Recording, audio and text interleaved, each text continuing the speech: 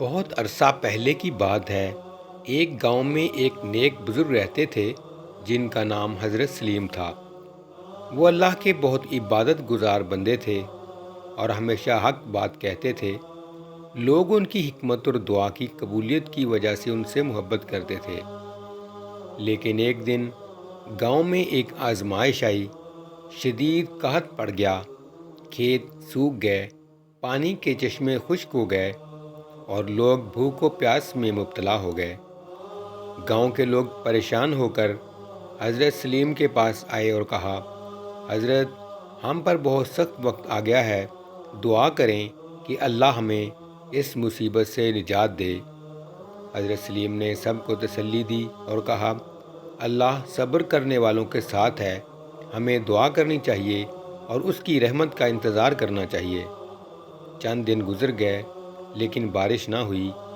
کچھ لوگ مایوس ہو گئے اور کہنے لگے، شاید اللہ ہم سے ناراض ہے، ہماری دعائیں قبول نہیں ہو رہیں۔ لیکن حضرت سلیم نے ان سے کہا، اللہ اپنے بندوں کو آزماتا ہے، اگر ہم صبر کریں گے تو وہ ہمیں بہترین بدلہ دے گا۔ یہ کہہ کر وہ تنہائی میں جا کر اللہ سے دعا کرنے لگے، یا اللہ، تو ہی ہمارا رب ہے، تو رحمان و رحیم ہے، ہم کمزور ہیں، ہم پر رحم فرما اور ہماری مشکل آسان کر دے۔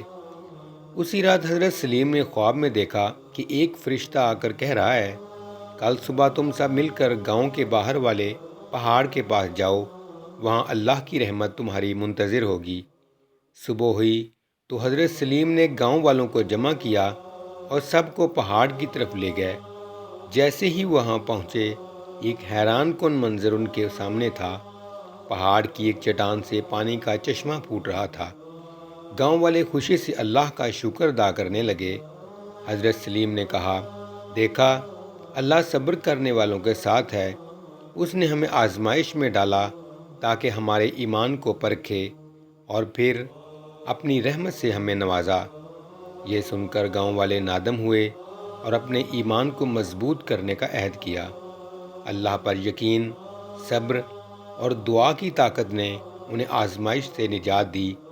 یہ کہانی ہمیں سکھاتی ہے کہ آزمائشیں اللہ کی طرف سے آتی ہیں، لیکن اگر ہم صبر اور دعا کے ساتھ اس پر بھروسہ رکھیں تو وہ ہمیں بہترین راستہ دکھا دیتا ہے۔